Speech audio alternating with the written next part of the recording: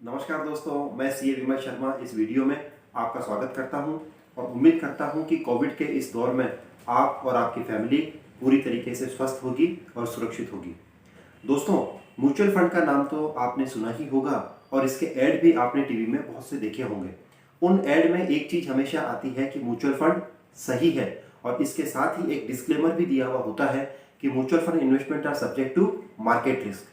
जब हम ये डिस्क्लेमर देखते हैं तब हमारे दिमाग में एक बात आती है कि यार कहीं मैं जो इन्वेस्टमेंट लगाऊंगा, मैं जो पैसा म्यूचुअल फंड में लगाऊंगा, कहीं वो डूब तो नहीं जाएगा? क्या कहीं मेरा पैसा नेगेटिव रिटर्न तो नहीं लेकर के आएगा? हर आदमी ये सोचता है कि उसके मेहनत की जो कमाई होती है वो बेटर रिटर्न लेकर के आए। लेकिन दोस्तों, इसके साथ ही मैं आपको ये कहना चाहूंगा कि अगर हम हमारे म्यूचुअल फंड को एफडी से कंपेयर करें तो एफडी में जहां हमें आज के इस दौर में करीब 5% के आसपास का रिटर्न मिलता है बैंक में, वहीं अगर खराब से खराब म्यूचुअल फंड भी हुआ और उस म्यूचुअल फंड में खराब से खराब स्कीम में भी अगर अपन ने पैसा लगाया तो 99% चांसेस ये है कि अगर आप 8 से 10 साल का टेन्योर अगर लेकर के चलते हैं, आप अगर 8 से 10 साल उस म्यूचुअल फंड में कंटिन्यू इन्वेस्टमेंट करके रखते हैं तो आपका जो फंड होगा वो मिनिमम से मिनिमम 10% का रिटर्न तो लेगा ही लेगा। 10% का रिटर्न मैं आपको बता रहा हूं, 10% एनुअल रिटर्न है और ये रिटर्न कंपाउंड रिटर्न है। सपोज मान लीजिए आपने 1 लाख रुपए का इन्वेस्टमेंट किया, उसका 10% हुआ 10,000 रुपीज। अब आपके नेक्स्ट ईयर जो कैलकुलेशन होगा वो 1,10,000 के ऊपर होगा, क्योंकि इंटरेस्ट के ऊपर आपको जो रिटर्न है उसके ऊपर आपको रिटर्न मिलेगा। तो कंपाउंडिंग का बेनिफिट जो होता है वो बहुत ज्यादा खूबसूरत होता है। दूसरी चीज मैं आपको ये कहना चाहूंगा कि अगर हम एक एवरेज म्यूचुअल फंड की बात करें तो एवरेज म्यूचुअल फंड्स अगर हम पास्ट परफॉर्मेंस देखें तो करीब 15 से 18% तक के रिटर्न्स करीब करीब सारे म्यूचुअल फंड्स ने दिए हैं। अगर आउट परफॉर्म किसी म्यूचुअल फंड ने किया है तो 25 से 30% के रिटर्न भी म्यूचुअल फंड ने अपने को दिखाए हैं, जो हम कहीं पर भी चाहे मनी कंट्रोल है या गूगल पे हम देख सकते हैं कि पास्ट परफॉर्मेंस क्या रही है। अब मैं उम्मीद करता हूं कि शायद आपको ये आभास हुआ होगा कि mutual fund investment are subject to market risk तो है, लेकिन इसमें एफडी से बेटर रिटर्न मिलने के पूरे पूरे चांसेस रहते हैं।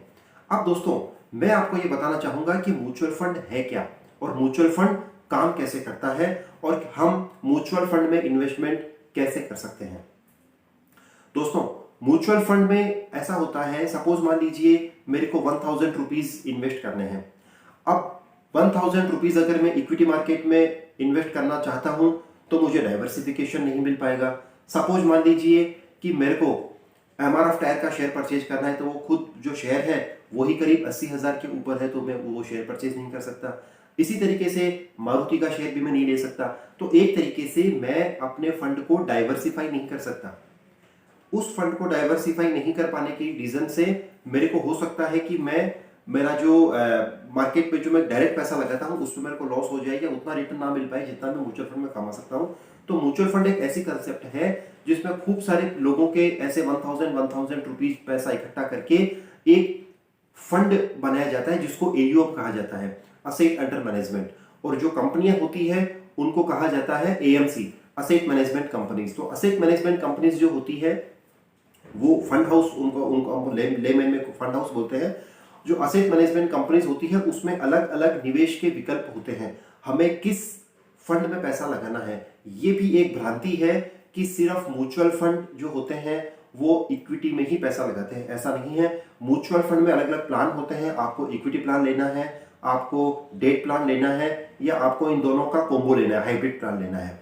अच्छा, इक्विटी में भी फिर उनका अलग अलग एक पार्ट्स होते हैं, अलग अलग स्कीम्स होती है, जैसे इंफ्रास्ट्रक्चर फंड है, बैंकिंग फंड है, mid cap, small cap, large cap, index fund, इस तरह के तमाम तरह के फंड्स जो हैं इसमें म्यूचुअल फंड में होते हैं। तो अब जैसे मैंने आपको बताया कि 1,000 रुपीज से मैं तो अपने पैसा का डाइवर्सिफिकेशन नहीं कर सकता, लेकिन अगर मैंने म्यूचुअल फंड में इन्वेस्ट किया है तो मेरे जैसे कई लोगों का पैसा असेट मैनेजमेंट कंपनियां जो होती है वो इकट्ठा करती है, उसके पास में एक एयूएम कलेक्ट होता है और उस एयूएम से वो मार्केट में पैसा लगाती है।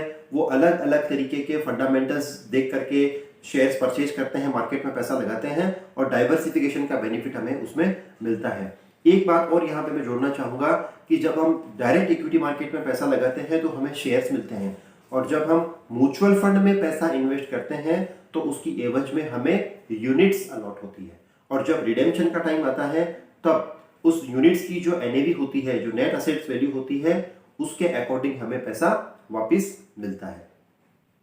तो ये तो पैटर्न हुआ म्यूचुअल फंड का, ये तो हुआ कि म्यूचुअल फंड होते क्या है। अब मैं आपको बताऊंगा कि म्यूचुअल फंड काम कैसे करता है। दोस्तों, म्यूचुअल फंड का एक ये मेन कंसेप्ट रहता है, जैसे मैंने अभी आपको बताया कि कंपनियां जो होती है वो इनकॉर्पोरेट होती है, उनको हम असेट मैनेजमेंट कंपनी कहते हैं, और सब जगह से वो लोग पैसा कलेक्ट करती है, अपनी स्कीम्स के बारे में लोगों को बताती है, ऐड करती है। आपने भी देखा होगा खूब सारे फंड हाउस हैं, एक्सिस म्यूचुअल फंड है, आईसीआईसीआई है, पंकज पारीक है, ऐसे खूब सारे जो है म्यूचुअल फंड्स हैं जो अपने बताते हैं कि ये हमारी स्कीम्स है, इसमें पास्ट परफॉर्मेंस हमारा ये रहा है, हमारा मैनेजमेंट एक्सपेंसेस रेशियो ये है, हमारे एग्जिट और एंट्री लोड ये है। तो तमाम तरीके की चीज़ें जो होती है स्कीम्स के बारे में पूरी डिटेल में दी हुई होती है। जब हम निवेश करते हैं उसके पहले हमें ये सब चीज़ें डिटेल्स में देखनी चाहिए, उसके बाद हमें उसमें इन्वेस्ट करना चाहिए। जब इसी तरीके से किसी असेट मैनेजमेंट कंपनी में हम लोग इन्वेस्ट करते हैं, जो एयूम बनता है, वो एयूम जो होता है वहाँ एएमसी के जो फंड मैनेजर होते हैं उनकी पूरी रिसर्च एनालिस्ट की एक टीम होती है। उस रिसर्च की जो टीम होती है उनकी वर्किंग के बेसिस पे वो लोग अंडर वैल्यूड जो शेयर्स होते हैं, कुछ अच्छे शेयर्स होते हैं, उसमें हमारे बिहाफ पे वो लोग जो है पैसा इन्वेस्ट करते हैं, शेयर्स को परचेज करते हैं। और इसके साथ ही उन्हें लगता है कि किस शेयर्स में क्या अपॉर्चुनिटी है, मार्केट में क्या अप्स एंड डाउन आने वाले हैं, तो मार्केट के सेंटिमेंट के आधार पे, कंपनीज के फंडामेंटल के आधार पे वो लोग जो होते हैं अपना पैसा इन्वेस्ट करते हैं। अब वो कोई समाज कल्याण तो कर नहीं रहे, तो जब हमें जो बेनिफिट होता है उसमें उनका रहता है कि 1% to 3% एक उनका रेशियो होता है, वो हमसे चार्ज करते हैं, जिसको मैनेजमेंट एक्सपेंसेस या एक्सपेंस रेशियो हम कह सकते हैं। तो हमें ये भी देखना होता है कि हम पर्टिकुलर किसी म्यूचुअल फंड में जब इन्वेस्ट कर रहे हैं तो उसका एक्सपेंस रेशियो क्या है, उसकी एग्जिट और एंट्री लोड के रूल्स क्या हैं, तो उसके अकॉर्डिंग हमें प्लान करना पड़ता है, पास परफॉर्मेंस क्या है। तो इस तरीके से म्यूचुअल फंड काम करता है। अब बात आती है कि हम म्यूचुअल फंड में पैसा कैसे लगा सकते हैं। दोस्तों, म्यूचुअल फंड में पैसा लगाने के दो तरीके हैं। या तो हम एसआईपी कर सकते हैं, सिस्टमैटिक इन्वेस्टमेंट प्लान। एसआईपी का बेनिफिट ये होता है कि हम हमारे बैंक अकाउंट में हमने मैंडेट दे रखा होता है, तो मंथली ईसीएस जो होती है हमारे अकाउंट से डेबिट हो जाती है, और म्यूचुअल फंड में मंथली पैसा चला जाता है, इन्वेस्ट होता रहता है। उसका बेनिफिट ये मिलता है कि मार्केट्स जो होता है वो हमेशा वॉलेटाइल रहता है, तो मार्केट्स की वॉलेटिलिटी का जो बेनिफिट जो हमें मिलता है वो एसआईपी के थ्रू मिल जाता है। लम सम एक अलग प्लान होता है जिसमें हमारे पास अगर एक्स्ट्रा मनी आती है उसको हम म्यूचुअल फंड में इन्वेस्ट कर सकते हैं, उसको हम लमसम प्लान कहते हैं। लमसम प्लान का ये बेनिफिट होता है कि जब मार्केट में गिरावट का दौर हो उस टाइम अगर हमने पैसा लगाया है तो हम उसमें अच्छा पैसा बना सकते हैं। फॉर एग्जाम्पल, छोटा सा एग्जाम्पल, लास्ट ईयर मार्च 20 में मार्केट जिस तरीके से गिरा था कोविड की वजह से, उस टाइम जिन लोगों ने इक्विटी में अच्छे शेयर्स में पैसा लगाया था या फिर म्यूचुअल फंड की यूनिट्स में जिन लोगों ने इन्वेस्ट किया था, आज उनका पैसा मेरे हिसाब से नहीं करते 70 to 100% तो शायद मेरे हिसाब से बढ़ गया होगा, नहीं तो मिनिमम 50 to 70% चांसेस तो हैं कि उनका पैसा 50% से 70% के रिटर्न उन्होंने कमाए हैं। दूसरी चीज, अब बात करते हैं कि म्यूचुअल फंड के एडवांटेज क्या हैं और म्यूचुअल फंड के डिसएडवांटेज क्या है। तो म्यूचुअल फंड के एडवांटेज की अगर बात करें तो सबसे पहले जो इन्वेस्टर होता है उसको एक्सपर्ट ओपिनियन मिलती है। एक्सपर्ट जो होता है फंड मैनेजर को हम बोलते हैं। फंड मैनेजर हमारे बिहाफ पे हमारा जो पैसा होता है उसको मार्केट में लगाता है, उनकी रिसर्च टीम होती है, उनकी पूरी वर्किंग होती है।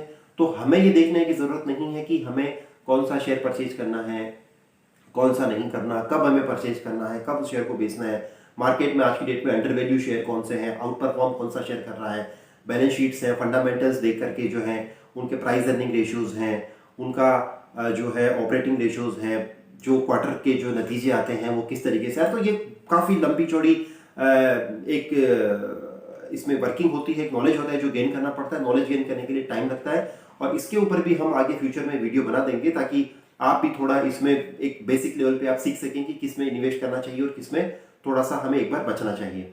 तो आगे मैं ये कहना चाहूँगा कि सबसे बड़ा बेनिफिट तो ये होता है कि हमें फंड मैनेजर और रिसर्च एनालिस्ट की जो टीम होती है, उनकी जो एक्सपर्टीज होती है, उसका बेनिफिट हमें मिलता है। दूसरा बेनिफिट हमें मिलता है कि हमारा जो इन्वेस्टमेंट होता है उसका डाइवर्सिफिकेशन होता है।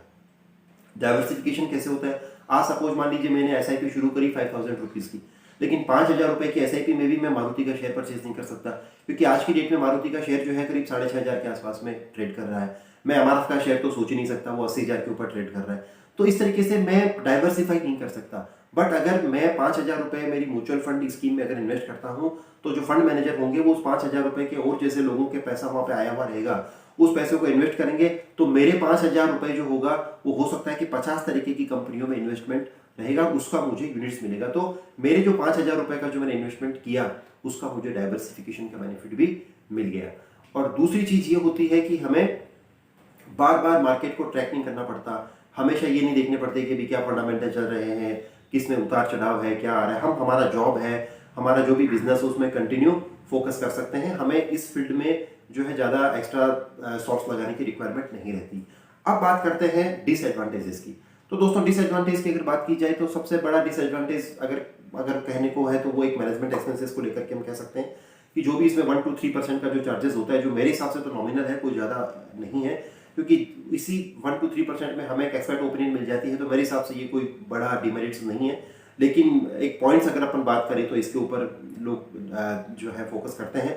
दूसरा डिमेरिट्स जो मेरी ओपिनियन में बिल्कुल सही है वो ये है कि इस जो म्यूचुअल फंड होते हैं वो एक स्टैंडर्ड सेट फॉर्मेट में काम करते हैं। उनका एक मैंडेट होता है जिसके बाहर वो नहीं जा सकते। हो सकता है कि स्मॉल कैप की एक छोटी फर्म हो जिसका टर्नओवर 200 से 300 करोड़ के आसपास में हो, लेकिन उसका फ्यूचर काफी बड़ा हो। लेकिन जो फंड हाउस है, जो एएमसी है, वो उसमें पैसा नहीं लगा सकती, क्योंकि उसके मैंडेट जो है, वो उसके जो रेगुलेशंस हैं, रूल हैं, वो उसको अलाउ नहीं करते। दूसरी चीज ये होती है कि जो फंड मैनेजर होता है वो अपनी जॉब सिक्योर करने के लिए ये सोचता है कि मैं अगर ब्रांडेड कंपनीज में लार्ज कैप में ही अगर पैसा इन्वेस्ट करूं, तो कल को अगर माइनस भी अगर मार्केट जाता है तो मेरे ऊपर इतना लांछन नहीं आएगा कि मैं तो कह सकता हूं कि भाई मैंने तो बड़ी कंपनी में ही पैसा इन्वेस्ट किया था। अगर मार्केट अगर बिल्कुल ही टूट चुका है, अगर ये कंपनी में ही अगर कुछ 19-20 हो गया, तो उसमें मैं क्या कर सकता हूं। तो एक तरीके से कंपैरेटिवली हम लोग जितना रिस्क ले सकते हैं उतना रिस्क वो लोग नहीं लेते हैं, उनको अपनी जॉब सिक्योरिटी का रहता है। तीसरा एक पॉइंट कभी कभी ये देखा जाता है कि जो फंड हाउसेज होते हैं उनका ये काम रहता है कि वो फंड को बेटर तरीके से इन्वेस्ट नहीं करते। वो उनका टारगेट ये होता है अधिक से अधिक एयूएम कलेक्ट करना, असेट अंडर मैनेजमेंट कलेक्ट करना। अपनी स्कीम्स के बारे में खूब सारा वो एडवर्टाइज करेंगे टीवी के ऊपर और सोशल मीडिया के ऊपर, खूब सारा इन्वेस्ट करेंगे। रिसर्च एनालिस्ट की टीम जो बिठाएंगे सीएनबीसी आवाज के ऊपर, काफी सारे मीडिया चैनल्स के ऊपर वो लोग पूरा प्रोपेगेंडा फैला देंगे कि हम सबसे बेस्ट हैं, हमारा प्लान सबसे बेस्ट है, हमारे प्लान में इन्वेस्ट कीजिए। लेकिन कई बार ये देखा जाता है कि जितने इंटरेस्टेड वो लोग पैसा कलेक्ट करने में होते हैं उतने बेटर तरीके से वो लोग पैसे को मैनेज नहीं करते हैं, बेटर तरीके से पैसे को इन्वेस्ट नहीं करते हैं। इसलिए कहीं ना कहीं हो सकता है कि हम अगर डायरेक्ट मार्केट में इन्वेस्ट करते उससे बेटर हमें रिटर्न म्यूचुअल फंड में नहीं मिलता। लेकिन कुल मिलाकर के हम ये कहना चाहेंगे कि अगर हमारे पास में इन्वेस्टमेंट के लायक पैसा है तो हमें कोशिश ये करनी चाहिए कि उसको हम डाइवर्सिफाई करें। कुछ पैसा हम इमरजेंसी फंड के लिए अपने सेविंग अकाउंट में रखें, कुछ पैसा हम एफडीज में रखें और कुछ पैसा हम म्यूचुअल फंड में भी रखें। म्यूचुअल फंड का टारगेट हमेशा हमारा ये कहना होता है कि एक लॉन्ग टर्म हॉरिजन होना चाहिए। आज आपकी जॉब लगी है तो आपका हॉरिजन होना चाहिए कि जब मेरे बच्चे होंगे, उनके एजुकेशन के लिए जब 22-25 साल बाद पैसे की जरूरत पड़ेगी तो मैं इस म्यूचुअल फंड की रिटर्न से पैसा बना लूंगा और वो पैसा बच्चे की फीस के लिए, चाइल्ड एजुकेशन में है, चाइल्ड मैरिज के लिए है, या जो अपनी और जो प्लान्स होते हैं फ्यूचर के, उनके लिए जो है हम ये बेटर तरीके से प्लान कर सकते हैं म्यूचुअल फंड में इन्वेस्टमेंट करके। दोस्तों, ये म्यूचुअल फंड से जुड़ा हुआ आज का वीडियो था। इसका पर्पज था आपको एजुकेट करने का और हमारा ये वीडियो एजुकेशनल पर्पज के लिए बनाया गया है। इसमें आप अगर कोई भी तरह का इन्वेस्टमेंट करते हैं तो आपको उस इन्वेस्टमेंट से रिलेटेड जो भी सब्जेक्ट मैटर है उसको केयरफुली रीड करना चाहिए, स्कीम के बारे में देखना चाहिए और उसके बाद अपना पैसा लगाना चाहिए। अगर आपको म्यूचुअल फंड से रिलेटेड कोई भी क्वेरी हो तो आप हमारे इस वीडियो के नीचे जो कमेंट बॉक्स है इसमें आप कमेंट कर सकते हैं। और दूसरा, फाइनेंशियल मार्केट से रिलेटेड और भी जो टूल्स है, इन्वेस्टमेंट के तरीके हैं, इंश्योरेंस से रिलेटेड जो भी टॉपिक्स हैं, उनको भी हम समय समय पर कवर अप करना स्टार्ट करेंगे ताकि आप फाइनेंशियल फील्ड में भी एजुकेट हो सकें और अपना अच्छा मार्केट में पैसा बना सकें, सेफ्टी के साथ में, सिक्योरिटी के साथ में। दोस्तों, वीडियो देखने के लिए धन्यवाद। अपना ख्याल रखिएगा। जय हिंद, जय भारत।